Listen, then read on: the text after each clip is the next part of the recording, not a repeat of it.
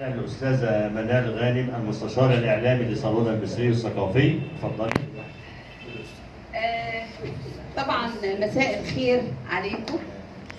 الأستاذة الدكتورة منال، أهلا بيكي، بجد أنارتي الصالون وحقيقي أنارتي بصيرتنا على حقائق جديدة إننا نسمعها، وبنشكر تعبك معانا وقدومك لنا، يعني دي حاجة فوق راسنا. سعيدة إن المرة الثانية تحضر ونفكر بعد كده نعمل يا ريت سبت عن الآثار.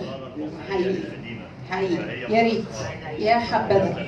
حقيقي تحت امركم، بس نبقى نرتب الميعاد ان شاء الله باذن الرحمن ان شاء الله. بس بجد سعداء بقدومك، واهلا بالساده الشعراء الافاضل والفضليات اللي نورونا ونوروا صالون المصري الثقافي.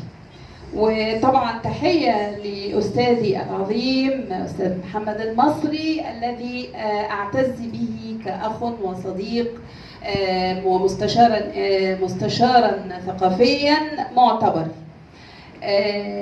طبعا انا هبتدي بتحيه لصالون المصري. سلام ندي وشجي من منصة صالون المصري إلى كل عربي أبي، وإلى كل مبدع سخي مريدا لصالون المصري. فماذا عسانا أن نفعل لنعبر عن امتناننا بحضور صالون المصري؟